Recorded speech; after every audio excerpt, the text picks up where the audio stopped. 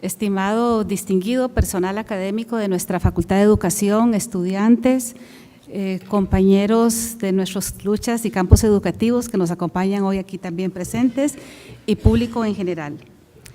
Este pasado lunes 7 de agosto, la Universidad de Costa Rica abrió sus puertas al segundo semestre lectivo, momento por el cual nos encontramos reunidos esta mañana para compartir nuestra lección inaugural en esta oportunidad de nuestro ciclo lectivo de la Facultad de Educación.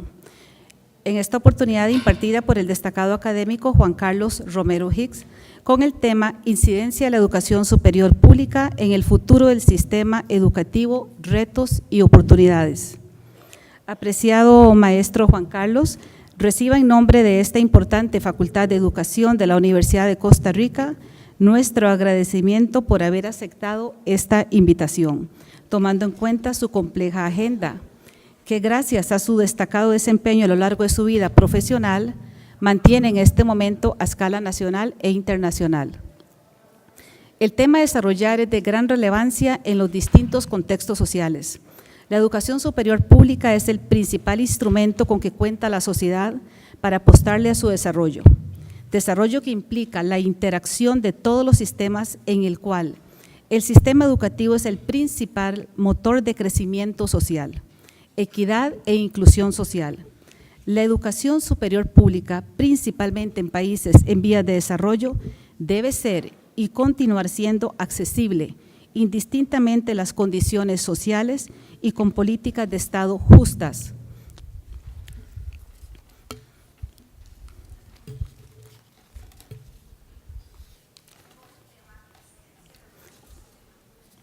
Con políticas de Estado justas que siempre acompañen su gran caminar. El apoyo estatal en políticas educativas en la educación superior no se negocia, son un derecho y una condición de nuestra sociedad. En este momento voy a hacer una breve presentación del conferencista Juan Carlos Romero Hicks.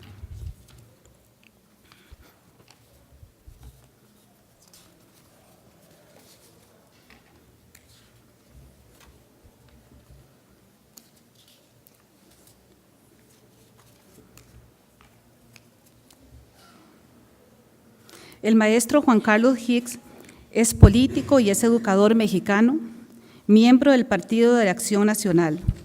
Ha fungido como rector de la Universidad de Guanajuato, director general de CONACYT y gobernador del estado de Guanajuato. Actualmente es senador por este estado. Es licenciado en Relaciones Industriales, egresado de la Universidad de Guanajuato y estudió 2 maestrías en Ciencias Sociales y otra en Administración de Negocios en la Universidad de Southern Oregon. Durante gran parte de su vida profesional se dedicó a la docencia, siendo catedrático de la Universidad de Guanajuato, a la que llegó a ser rector en 1991. Durante su gestión le fue concedida la autonomía a la Universidad el 21 de mayo de 1994. Asimismo, tuvo varios cargos dentro de diversos organismos e instituciones universitarias, incluyendo la presidencia de la Organización Universitaria Interamericana, la OI, y el Consejo Directivo del Consorcio para la Colaboración de la Educación Superior en América del Norte, CONAGEC. En 1999 se afilió al Partido de Acción Nacional y en el 2000 fue electo candidato al PAN a gobernador de Guanajuato. Romero Hicks ganó la elección de gobernador, convirtiéndose en el 4º mandatario estatal consecutivo perteneciente al PAN. Del 7 de diciembre al 2006, el presidente de México, Felipe Calderón Hinojosa, lo nombró director general del Consejo Nacional de Ciencia y Tecnología, CONACYT, cargo que desempeñó hasta el 9 de marzo del 2011. El 1 de julio del 2012 fue electo senador del estado de Guanajuato. Actualmente preside la Comisión de Educación, coordina el eje temático anticorrupción de los senadores del PAN, es vicecoordinador de Relaciones Internacionales y Política Exterior de la bancada panista en el Senado. Es secretario de la Comisión de Ciencia y Tecnología, integrante también de la Comisión de Relaciones Exteriores. Secretario de la Comisión de Población y Desarrollo, secretario de la Comisión de Asuntos Legislativos, segunda e integrante de la Comisión Bicameral del Sistema de Bibliotecas del Congreso de la Unión. El 8 de mayo de 2017, bajo el lema Con la verdad, hizo pública su aspiración a la presidencia de la República por el Partido Acción Nacional. Muchas gracias, maestro, por aceptar estar con nosotros. Yo lo dejo en este momento con este destacado público, no sin antes reiterarle mi gratitud, así como al público que nos acompaña en la mañana de hoy. Comentaba que América Latina debe ser un continente de esperanza y particularmente teniendo una cultura de lengua y de muchas afinidades compartidas, todo esto permea en un mundo en donde tenemos que regresar a los grandes trazos de la educación. La educación es un acto de amor, de visión y de esperanza. Y todas las personas que van asistiendo a un espacio educativo se van transformando, porque parte de la vocación del ser humano es buscar la perfección.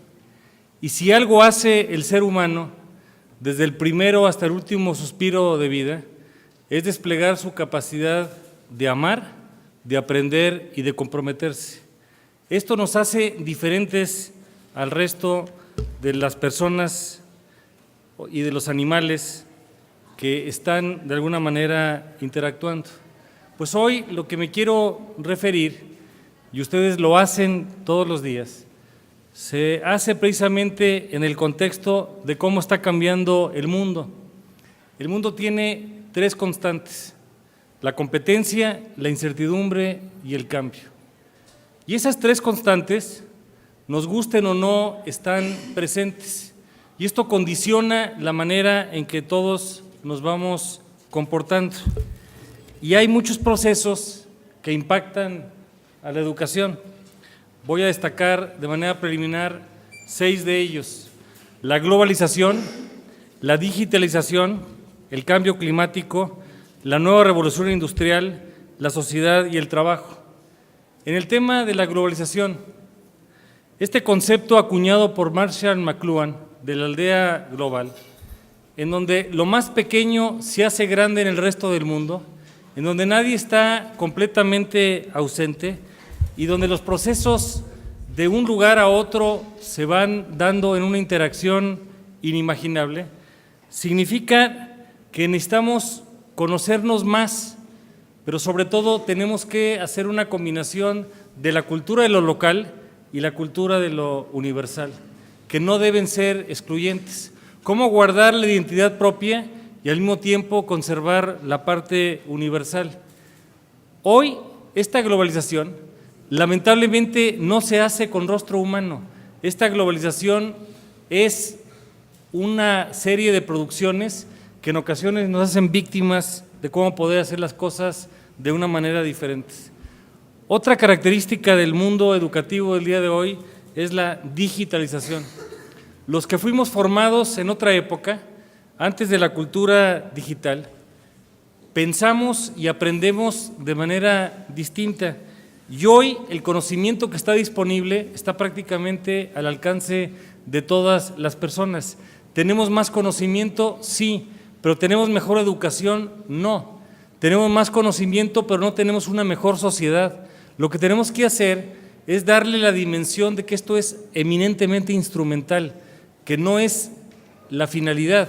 La finalidad de la educación es el ser humano maravilloso, que es único, irrepetible e insustituible.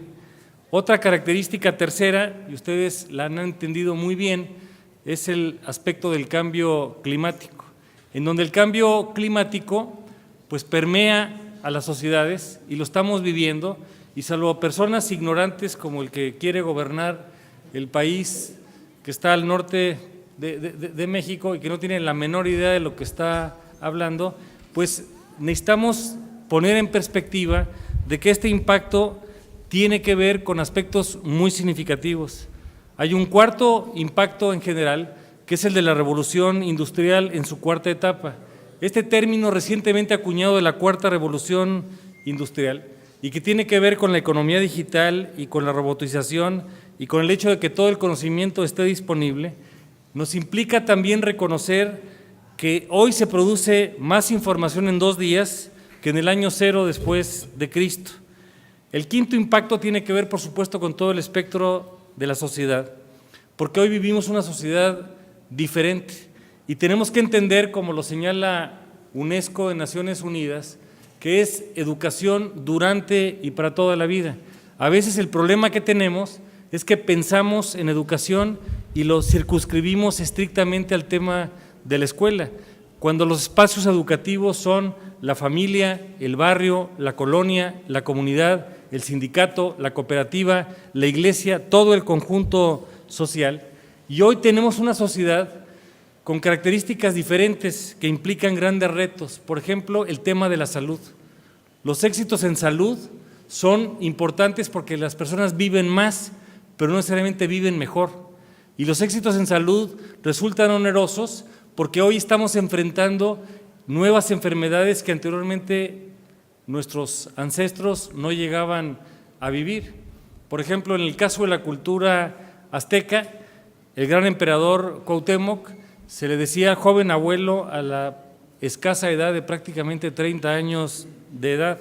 Entonces necesitamos revisar el tema, por ejemplo, de educación y salud, en donde las enfermedades son muy críticas, las crónico-degenerativas, la diabetes, las cardiovasculares, el cáncer, el VIH-Sida, las nuevas enfermedades, y además porque no estamos preparados para las nuevas generaciones. Hace rato comentaba una charla aquí en la universidad de que hay personas que en mi país se jubilan a los 48, 50 años de edad y todavía tienen la expectativa de vida de otra actividad de carácter laboral y el sistema no está preparado para eso. Los temas de pensiones están quebrados porque se diseñaron para otra expectativa. Y finalmente está el mundo del trabajo. Hoy la persona no exclusivamente está en una estación, en un lugar de trabajo. Donde la persona está presente, ahí está el trabajo, porque la computación y la era digital ha cambiado las cosas. Y hoy el mundo del trabajo es muy diferente, porque tenemos que pensar en la formación de personas que tienen que ser competitivas no solamente en su localidad, en su país, en su región, sino en todos los continentes del mundo. La sola incorporación, por ejemplo, de la mujer en la vida laboral de manera más activa ha cambiado el espectro de las circunstancias. Pues hoy tenemos también vidas laborales diferentes y tenemos que aprender a trabajar en equipo.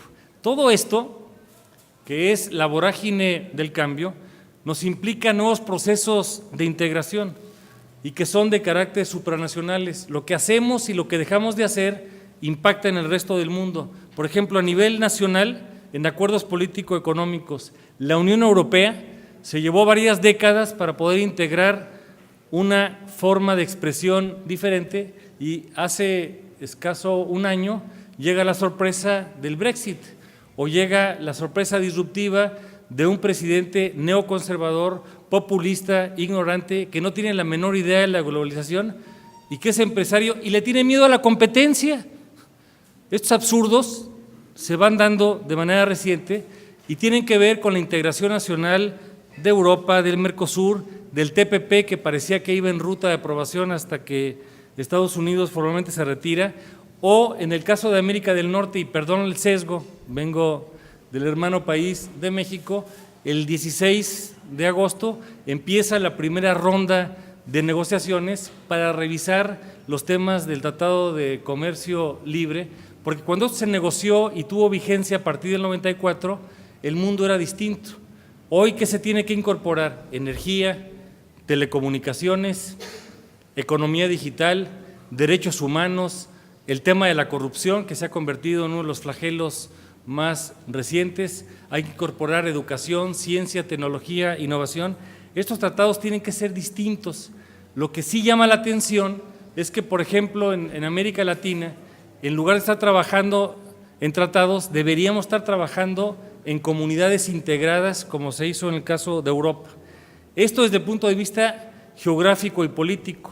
Desde el punto de vista multinacional, también significa cadenas productivas en la parte automotriz, en la parte aeroespacial, y también lo que tenemos que ver es cómo le vamos a hacer en el tema educativo.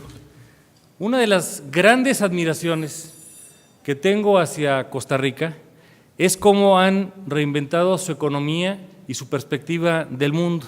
y lo digo con un gran afecto y admiración. La primera vez que vine a Costa Rica fue en 1978, y lo que era Costa Rica antes y lo que es hoy, aunque ustedes tendrán un juicio de valor mucho más ponderado, tiene que ver con la perspectiva económica de cómo se hicieron cosas de manera diferente, particularmente en el tema de la sustentabilidad. Y hoy, para que haya desarrollo, se requiere sustentabilidad. Y la sustentabilidad tiene que ver con un tripié, al menos, que incorpora la parte medioambiental, la parte económica y la parte social, porque no podemos tener un desarrollo integral. Y lamentablemente, casi todos los modelos económicos y sociales en América Latina no han tenido éxito. Por ejemplo, hoy tenemos menor pobreza, no. ¿Tenemos menor desigualdad? No. En el caso mexicano, la simetría de la desigualdad es prácticamente de extremo, y en los indicadores que vamos conociendo, los avances no son significativos. En mi país, para medir la pobreza, se han determinado 7 variables, y de esas 7 variables no logramos hacer un conjunto integrado para poder avanzar. Tenemos 125 millones de habitantes. Hoy, 53 millones se levantaron en pobreza porque tienen carencias de diferentes condiciones. Y esa pobreza, en el caso nuestro, y hay muchas fórmulas para ello, se mide con 7 variables. La primera es la economía del ingreso familiar. De hecho, el día 28 de agosto, el Instituto de Geografía y Estadística de México, que es un órgano autónomo del Estado mexicano, va a publicar sus estadísticas de cuál es el ingreso familiar. Luego vienen 4 carencias que tenemos que medir y corregir: el tema de la educación, la salud, la vivienda y el agua. Pues hoy todavía tenemos problemas muy graves en educación, salud, vivienda y agua. Y finalmente la 7ª variable es una variable de cohesión social, en donde tiene que ver con la identidad y la pertenencia al núcleo más importante: la familia, la comunidad, el mundo del trabajo. Ustedes han entendido muy bien y se han reinventado para poder tener nuevas perspectivas, sobre todo para desarrollar ecosistemas, para desarrollar comunidades, para desarrollar un país que vibre y que piense de manera diferente. Por eso ese concepto de desarrollo sostenible resulta tan importante, porque nosotros lo que tenemos que hacer es una nueva concepción del desarrollo, y esa concepción del desarrollo pasa por la educación. El problema que hemos tenido es que los tecnócratas no registran las vidas directas. ¿Cuánto vale, por ejemplo, el sueño de una persona? ¿Cuánto vale la frustración de una persona? ¿Qué implica y qué costos espirituales, más que económicos, pueda tener el que una madre no ubique a su hijo en la escuela, o que no tenga salud, o que no tenga empleo, o que no tenga acceso a la propia universidad? Por eso nosotros creemos que tenemos que hacer una nueva concepción del desarrollo, que junte lo económico y junte lo social, que son como 2 alas de un avión, que sirvan para despegar y para aterrizar, porque las políticas de muchos de los países van totalmente desligadas, y entonces la política social se convierte en la ambulancia de la política económica y va recogiendo todas las carencias y las omisiones que en el camino no hemos sabido atender. Por eso este nuevo concepto de sostenibilidad pues tiene que ver con elementos ambientales, políticos, económicos y sociales, y cada vez tiene un mayor cúmulo de conceptos y de importancia. Por ejemplo, en el caso nuestro, en el caso mexicano, se acaba de revisar el modelo educativo, y aunque tardó demasiado, 4 años de una consulta, estos nuevos términos son muy importantes en el modelo. Por ejemplo, incluir el concepto de ciudadanía, incluir la parte del desarrollo socioemocional, incorporar la cultura de derechos humanos, incorporar el tema de la propia sostenibilidad ambiental. En diferentes lugares esto va logrando mayor importancia, y entonces, por ejemplo, el propio Papa Francisco, en su encíclica Laudato Si, nos señala que probablemente el cuidado del medio ambiente, y donde afecta más, es en los lugares de la pobreza. el pobre es el que le resulta más caro todo. No hay nada más caro que lo que no se tiene. Y el tema de la pobreza no ha sido suficientemente ni estudiado ni resuelto, y por supuesto que en el sentido educativo tenemos que ver cómo se va a desarrollar esto de una manera más integrada. Adicionalmente, pues tenemos que reconocer que en la parte educativa requerimos revisar las políticas que estamos desarrollando, y esas políticas no alcanzan a permear de manera suficiente y de manera comprensiva. Tenemos un conjunto de amenazas a la democracia y de amenazas a lo que estamos viviendo. Por ejemplo, en la parte política tenemos dos extremos indeseables: los populismos de derecha y los populismos de la izquierda. Y en el caso de ambos son dogmáticos, irracionales, xenofóbicos, intransigentes y sobre todo no logran permear porque no saben escuchar. ¿Qué tienen en común los populismos? El autoritarismo, el centralismo, la corrupción, la ilegalidad, la figura de la persona iluminada que se presenta como el único honesto, el único que sabe, el único que tiene soluciones, el único que no puede ser cuestionado. Y lo que tenemos que hacer es precisamente generar las vacunas para todo ello, y la mejor vacuna es la vacuna educativa.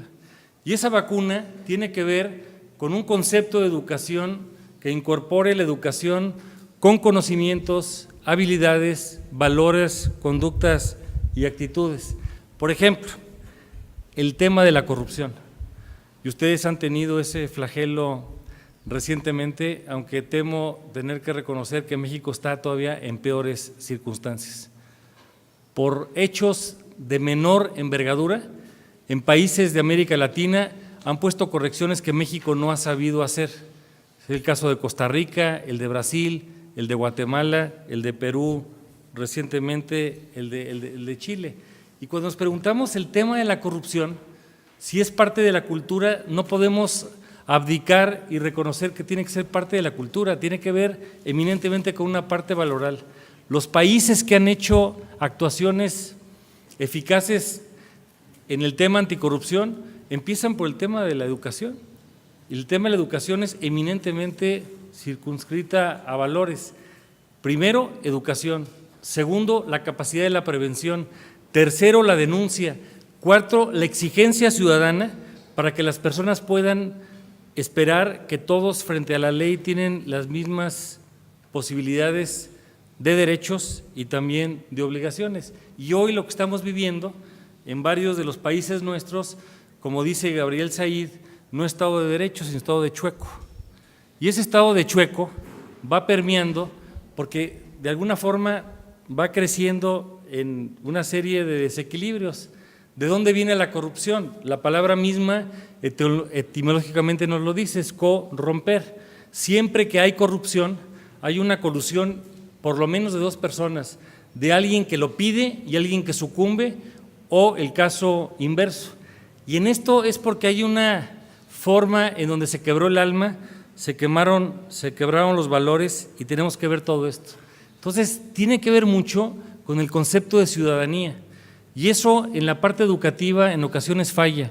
Al menos en el caso mexicano, no quedaba suficientemente claro hasta el día de hoy cómo queríamos formar ciudadanos. Tenemos muchos habitantes y pocos ciudadanos. En el caso nuestro, la Carta Magna a nosotros nos pone 4 imperativos que no cumplimos. 1, educar a los hijos, y le damos la vuelta. 2, el poder enlistarnos en la Guardia Nacional y el Ejército, y no es un ejercicio suficientemente cívico. 3, la parte fiscal del pago de las contribuciones, y finalmente el tema que tiene que ver con el aspecto de votar y de ser votado.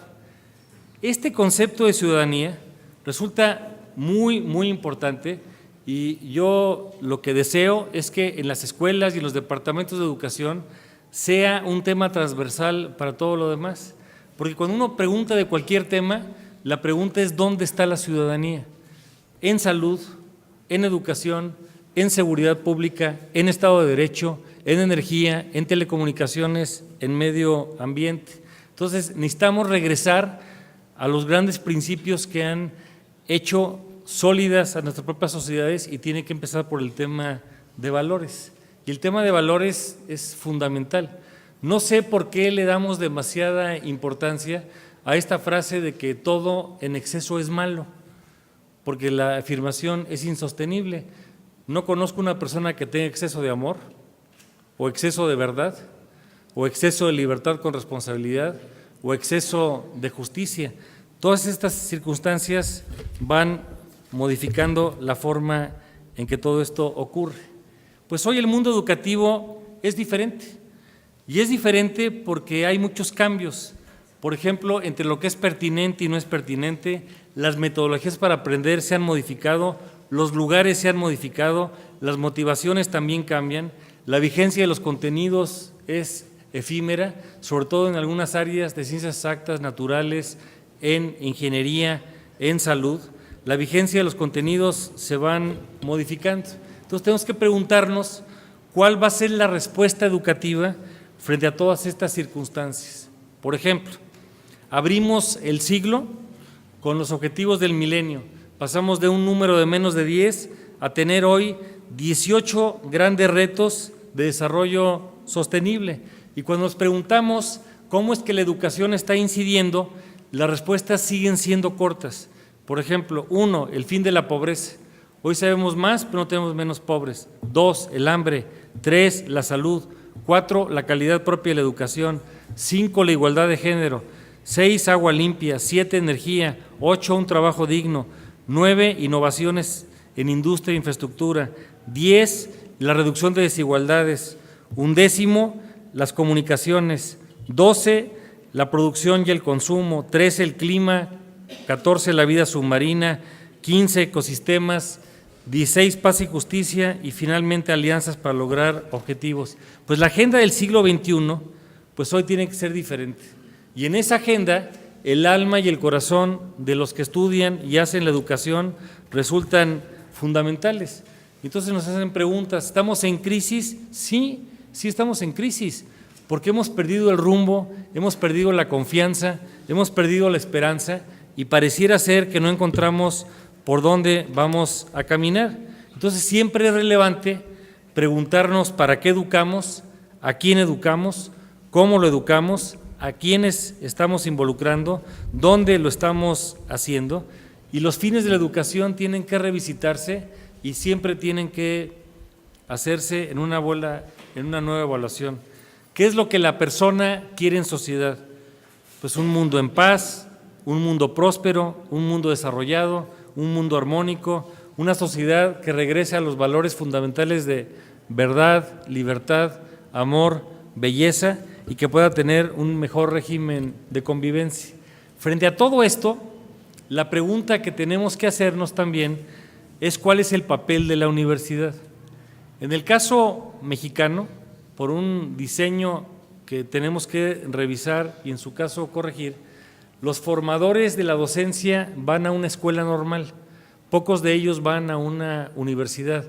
Hay una circunstancia que no está suficientemente armonizada, cuando lo ordinario es que todo esto se estudie en una universidad, aunque desde luego no demerito el otro modelo, pero como cualquiera tiene sus propias limitaciones. Entonces tenemos que preguntarnos, frente a todo esto, ¿cuáles son las grandes instituciones educativas?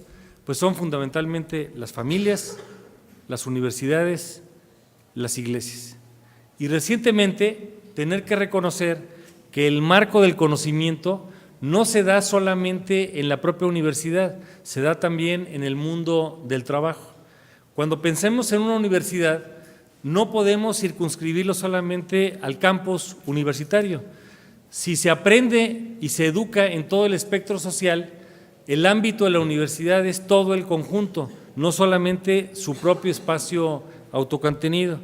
Y ahí es donde la universidad emerge como la gran posibilidad, como la gran esperanza, porque la universidad no puede ser museo del pensamiento.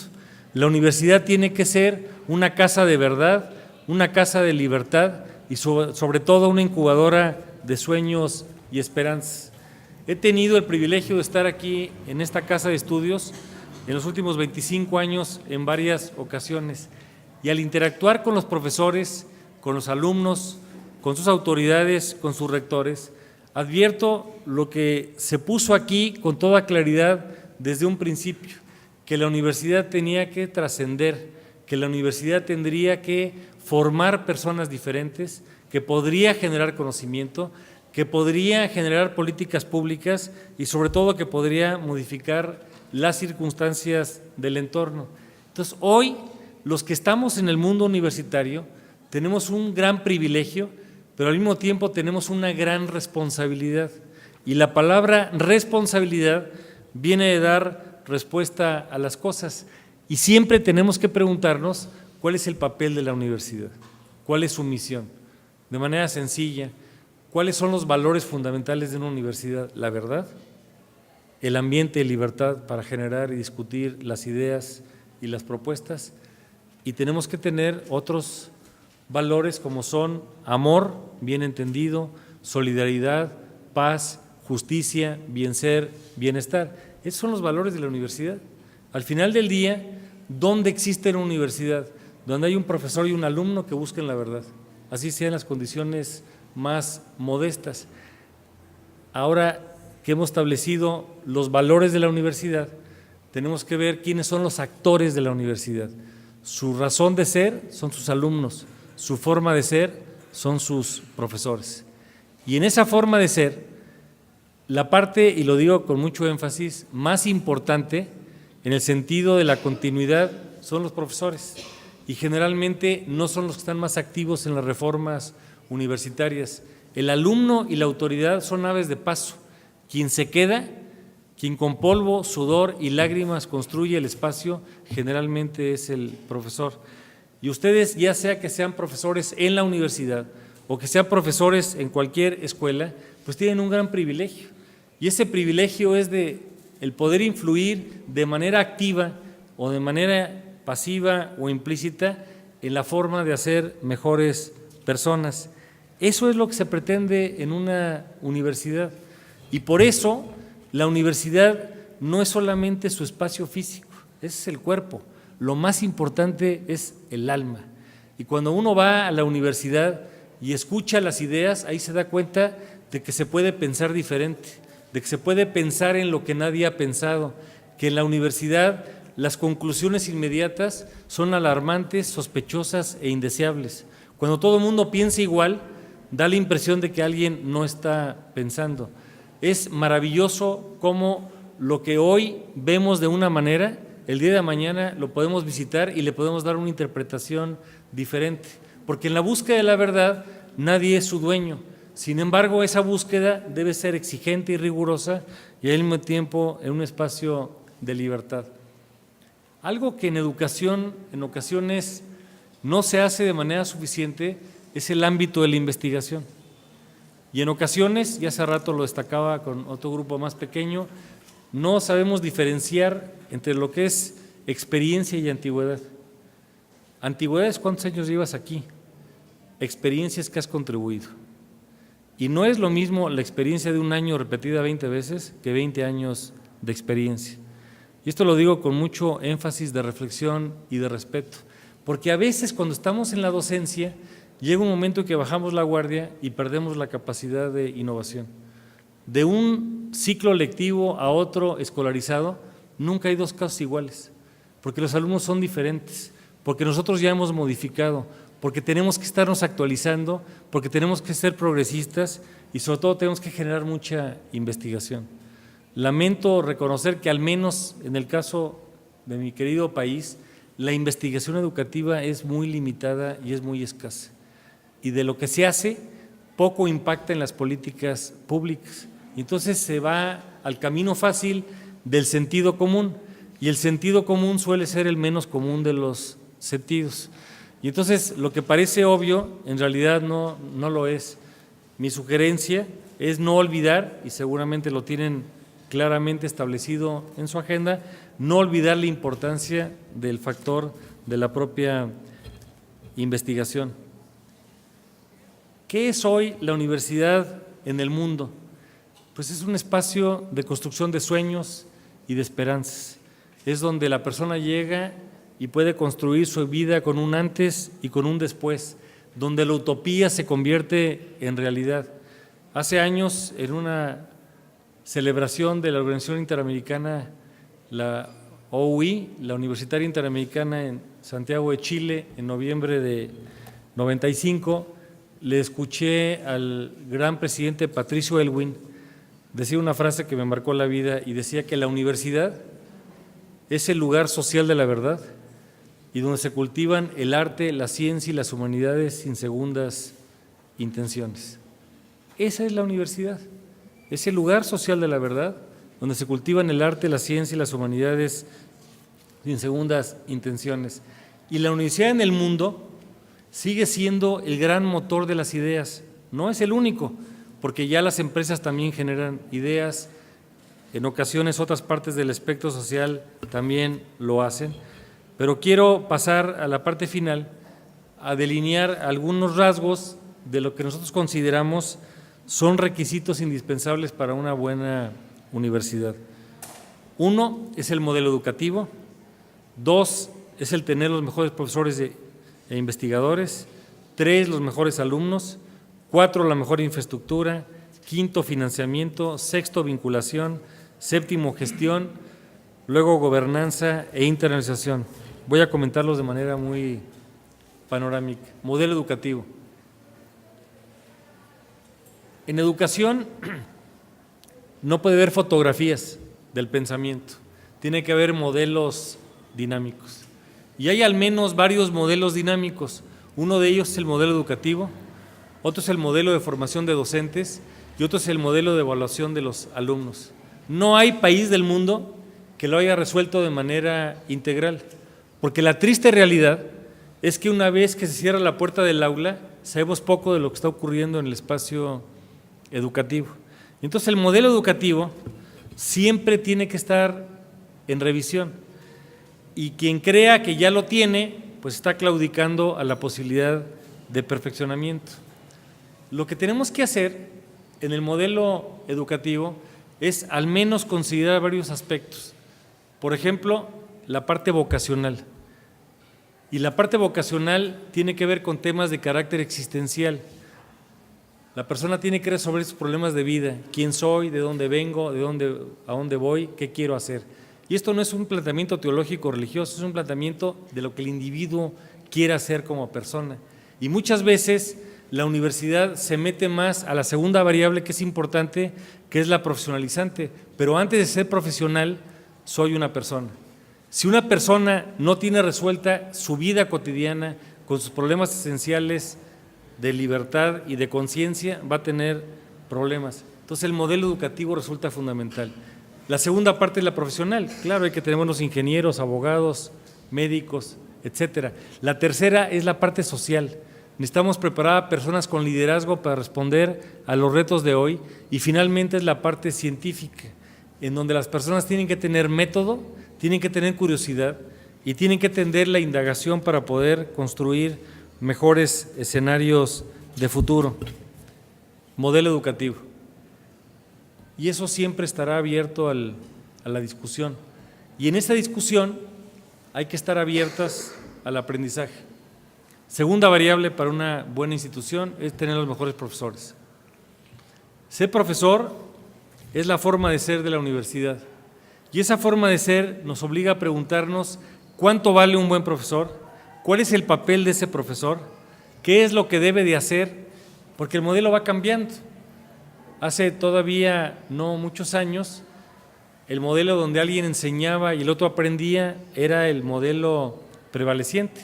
Pues hoy lo que necesitamos es una interacción en donde el profesor es sobre todo un facilitador de procesos, es un consejero, es un acompañante en la ruta y en el mejor de los casos, en ocasiones, el profesor es el alumno más aventajado de la clase. En ocasiones ni eso se da, porque ahora los alumnos tienen tanta información que les gusta retar. En México le llamamos los toritos, entonces llega siempre el alumno diligente, seguramente aquí no ocurre. Oiga, profesor, tengo 6 dudas, y entonces empiezan ahí a preguntar cosas que el maestro no necesariamente ha explorado. y además pues es muy humano tener que reconocer que un profesor no lo sabe todo. De hecho, la mejor o una de las mejores maneras de aprender es a través del alumno. Conozco a muchos profesores que a través de los alumnos hacen aprendizajes y descubrimientos muy importantes. La tercera variable, los alumnos. Los alumnos son la razón de ser de la universidad y cada uno es único, irrepetible e insustituible. Y entonces tenemos que ver a esta maravillosa persona como algo que va a hacer cosas de manera diferente, que no es igual a todos, que no aprende de manera idéntica y sobre todo que requiere una serie de repertorios a los que a veces no le estamos acercando. Por ejemplo, uno de ellos es la ética. El gran problema de este momento en los países es un problema de espíritu, es un problema de alma, es un problema de valores.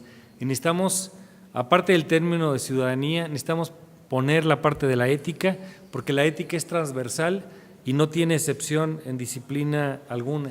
Necesitamos también un alumno que aprenda toda la vida, que reconozca que el momento de recibir un grado académico no lo sabe todo, es solamente una herramienta preliminar para ir a conquistar o modificar el mundo, que sepa trabajar en equipo, que sepa trabajar frente a la incertidumbre en un mundo donde lo único claro es que todo está confuso, que sea polifacético, que sea multicultural, que sea innovador. Por ejemplo, hoy en día, una habilidad internacional que es muy importante tiene que ver con la multiculturalidad, porque hoy estamos compitiendo no solamente en el espectro inmediato, sino en Europa, en Asia, en América Latina, en el resto de América del Norte, y uso la siguiente forma simbólica: ser bilingüe es como tener dos manos, ser bicultural es tocar el piano. Necesitamos tocar el instrumento y en otro caso más instrumentos para poder tener la empatía cultural, porque en ocasiones no se nos da. Entonces descalificamos a los demás y hay que huir de varios aspectos: el etnocentrismo, que es juzgar en base a la cultura propia; el impresionismo, que son las primeras formas de aprendizaje y extrapolamos a partir de una muestra no representativa; y el otro tiene que ver con la empatía cultural. La empatía cultural es fundamental. Necesitamos meternos en la piel de la persona, en su emoción, en lo que está pensando y en lo que está viviendo, y estas cosas generalmente no las estamos viendo en el espectro de la educación. Entonces, ¿qué tipo de universitario necesitamos? Pues alguien que tenga pensamiento crítico, que tenga liderazgo, que tenga ética, que entienda ciudadanía, que valore el hecho de que está pagando una hipoteca social, porque es un privilegio recibir y a quien más se le da, más espera en la vida; que sea innovador, que tenga curiosidad intelectual, que sepa trabajar en equipo, que sepa comunicar y que sepa hacer labores de emprendimiento. El tema de la comunicación. Generalmente lo que pensamos solamente en hablar y hablar y hablar, pero no en escuchar. A veces oímos y no escuchamos, y a veces escuchamos y no tenemos nota y no corregimos. No sabemos comunicarnos. Y la comunicación no solamente es la parte intelectual, es la parte afectiva, la parte emocional, la parte no verbal, y eso permea en todas las disciplinas, pero en ocasiones no sabemos cómo hacerlo. Cuarta variable, infraestructura. Sí, es muy importante y muchas veces es la parte más identificable porque es muy visible. Hay que tener buenas aulas, buenos laboratorios, buenos auditorios, buenos lugares para poder tener el espacio educativo.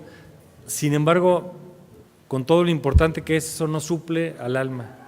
Conozco universidades que tienen cuerpo y tienen poca alma. Se necesita alma y cuerpo, y alma viene de movimiento y tiene que tener mejores condiciones. Le añado otras variables. Necesitamos más financiamiento, sin duda. Nadie va a creer que tenemos suficiente dinero, aunque debo reconocer que de los países de América Latina, Costa Rica es un buen ejemplo de la dedicación que tiene en educación para su Producto Interno Bruto, es muy superior al mexicano. También está la variable de la vinculación. La universidad a veces es demasiado autocontenida y tiene que mirar hacia afuera y tiene que entender que que todos los retos son importantes. Hace un momento, por ejemplo, hicimos una lista de los 17 retos del milenio. Pues la pregunta y la respuesta es muy compleja o muy sencilla. Habría que hacer una matriz de docencia, investigación y extensión y servicios a la comunidad para ver qué estamos haciendo para cada uno de ellos. Luego vienen temas de gestión y de emprendimiento, así como también temas de gobernanza interior y temas de internacionalización.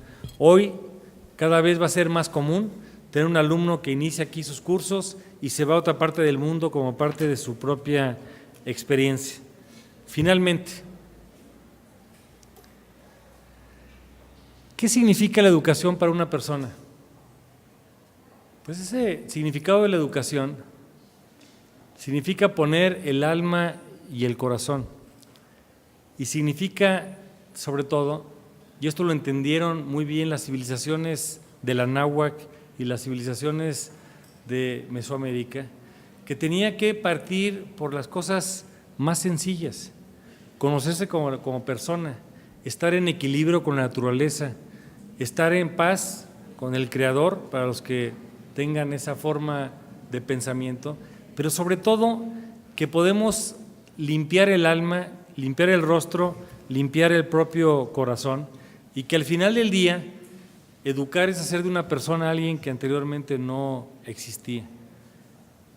En lo personal, he tenido la oportunidad de estar en varios lugares de servicio público.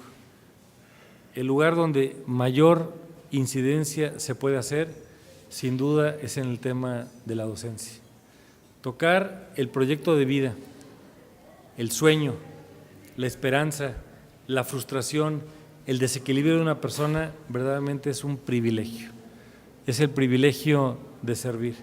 Y ese privilegio se da en lugares en donde una persona que pueda ser maestro puede hacer una transformación muy significativa. Sé que ustedes aquí tienen grandes sueños, tienen grandes retos, tienen grandes logros, y al mismo tiempo la reflexión nunca terminará, porque no hay recetas. Y no puede haber recetas, porque lo que tiene que permear cada día más es el amor y la creatividad. Se requieren nuevas visiones, y esa nueva visión pasa por el hecho de reconocer que la diferencia entre lo que somos y lo que queremos ser es el tamaño de los sueños y el tamaño de los ideales. Hace años recuerdo que entré a una escuela, y en la escuela había una frase que me impactó y decía: si las ideas te hacen fuerte, los ideales te harán invencible. Ser educador es un apostolado social, es una misión maravillosa, es una misión de ese privilegio que nos da la vida para poder construir con los demás, y bien aplicada es inconmensurable. Cuando alguien inhibe eso en un ser humano, su capacidad de aprender es una deuda social, y de hecho, de alguna manera, es una conducta antisocial que debería ser corregida. Pues hoy que ustedes han tenido la cortesía de invitarme para estar conviviendo y estando compartiendo algunos de los aspectos de la educación, quiero señalar mi testimonio de gratitud. La gratitud es la memoria del corazón. Lo que ustedes hacen es inimaginable, y de hecho el efecto mayor de la educación se da a través del alumno, de ese alumno que sueña, que piensa, que siente, que quiere ser trascendente, porque ese alumno va a tomar alas para volar, y va a tomar sobre todo un gran espacio de libertad que es de ruta infinita. Muchas gracias.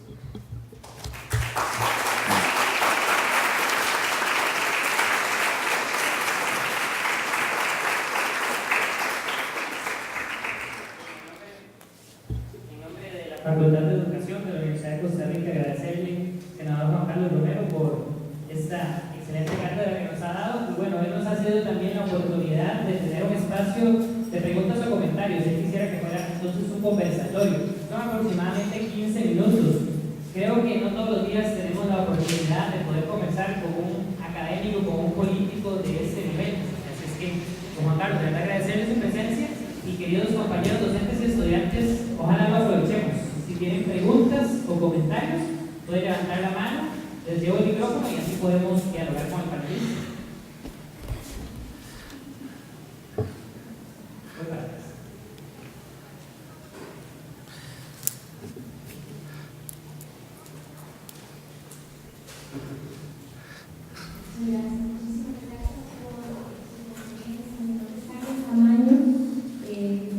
Trabajo en la Escuela de Psicología y en el Instituto de Investigaciones Sociales.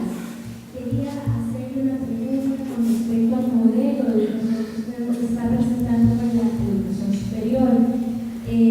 La tendencia actual que usted de alguna manera recoge como planteamiento del emprendimiento y la innovación a nivel mundial es una tendencia que busca más bien generar educación en las áreas técnicas, limitando por considerarla un fracaso o una pérdida de tiempo en el área de las humanidades y las ciencias sociales.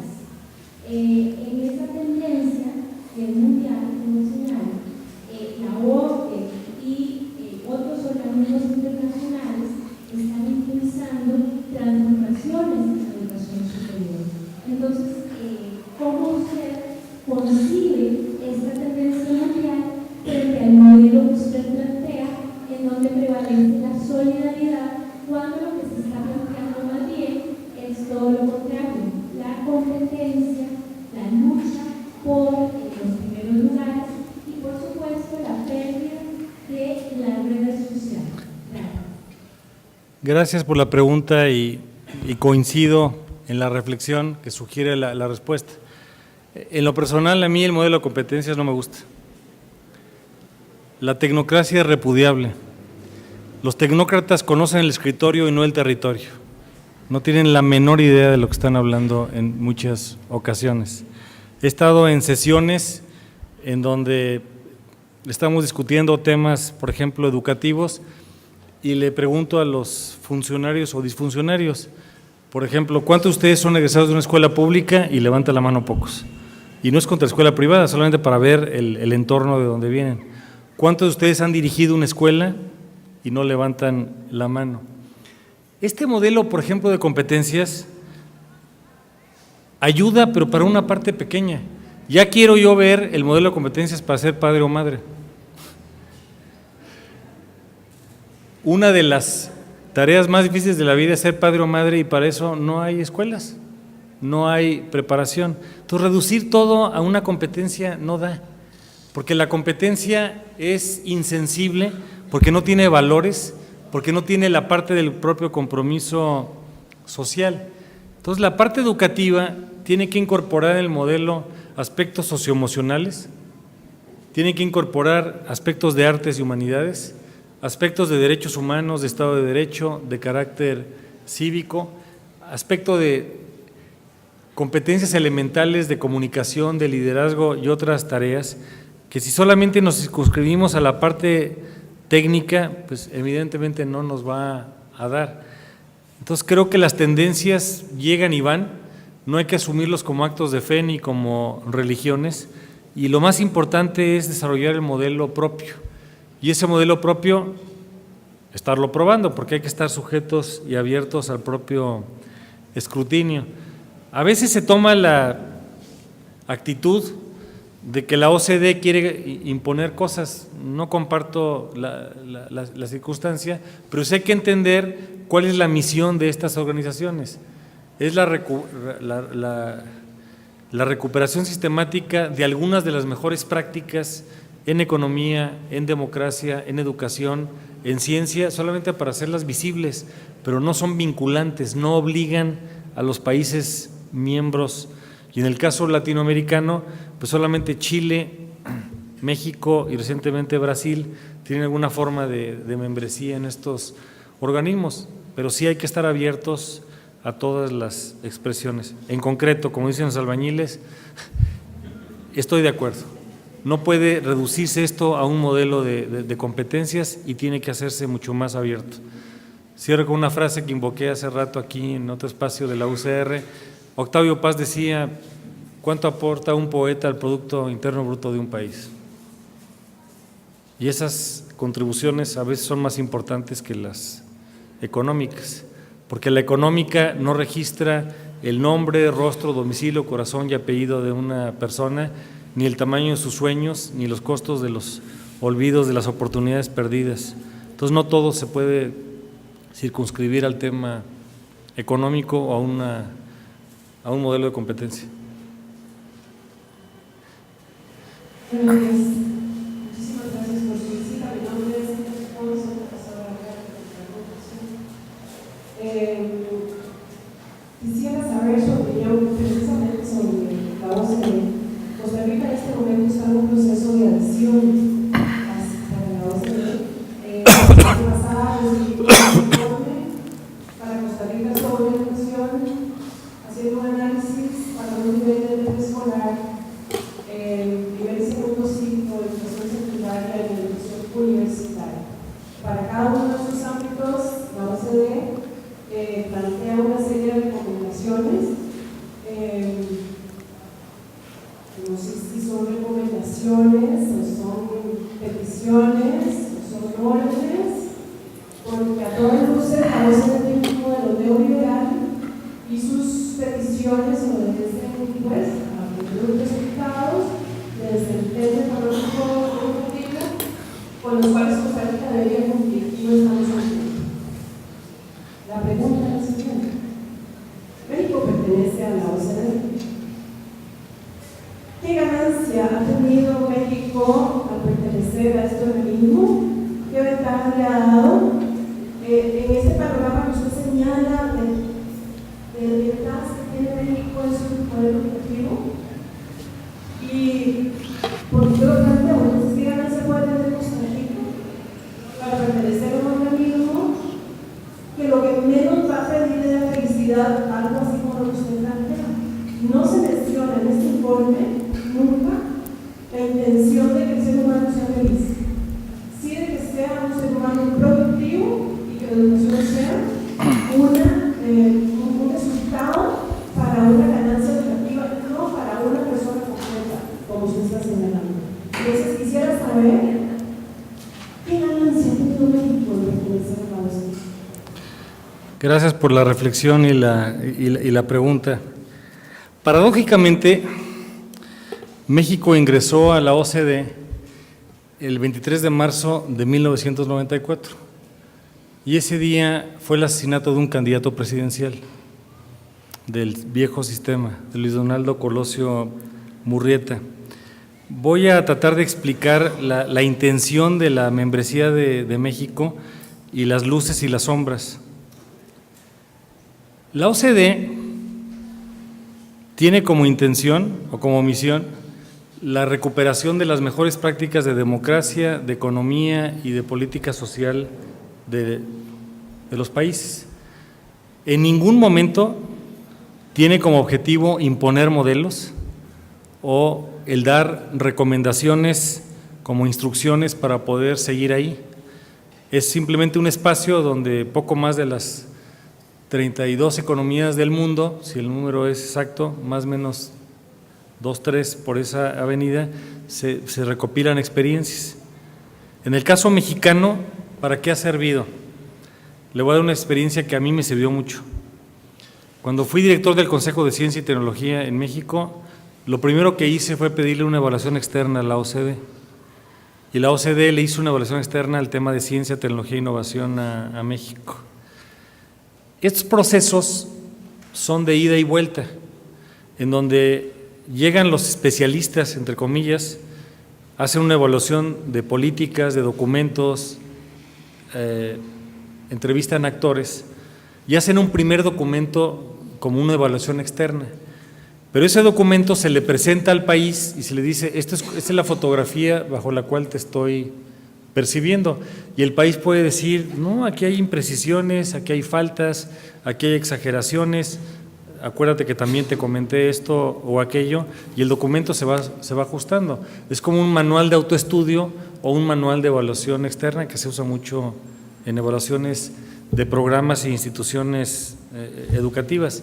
Lo que puedo comentar es que en el caso de ciencia nos sirvió muchísimo, porque a partir de eso le dimos mayor énfasis al tema de la innovación y a partir de eso también le dimos mayor énfasis al tema de la ciencia básica, porque no es una sobre otra, todo eso va caminando y resulta importante. Y de hecho, cuando el presidente de la República presentó el programa de ciencia, uno de los antecedentes había sido el documento de la OCDE, pero no es un documento obligatorio, no es un documento vinculante.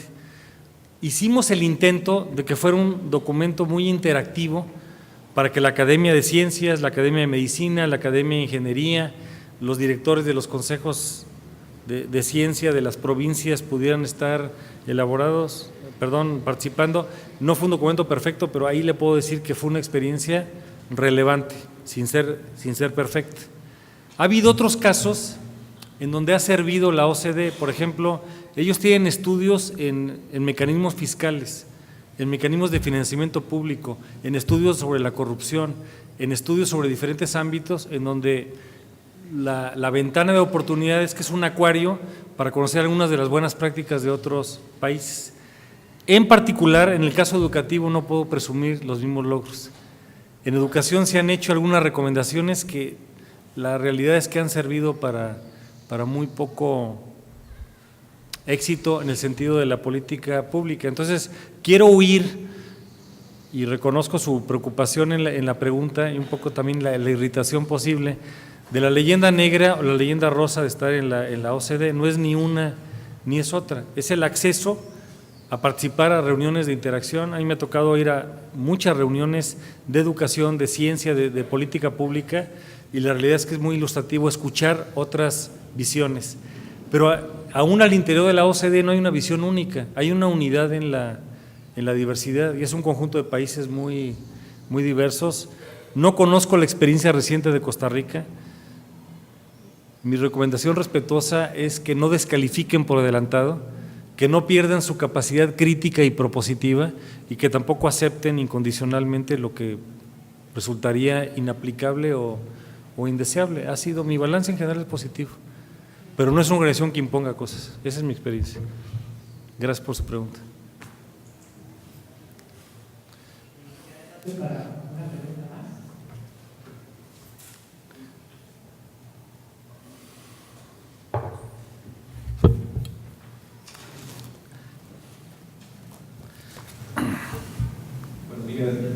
Fuente de Alfaro, del Colegio de Licenciados y Profesores. A partir de su experiencia, quisiera escuchar su opinión.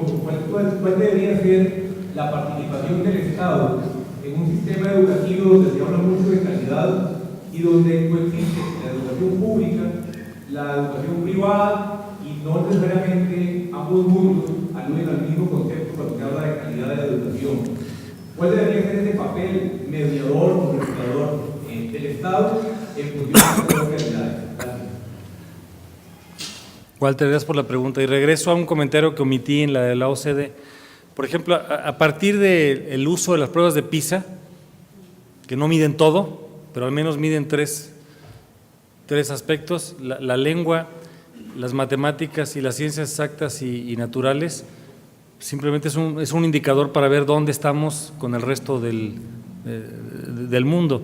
Y en el caso mexicano ha sido muy ilustrativo, y los invitaría a que vieran casos como Polonia.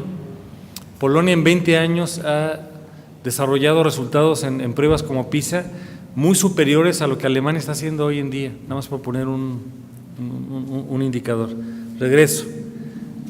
El concepto de calidad no es universalmente aceptado.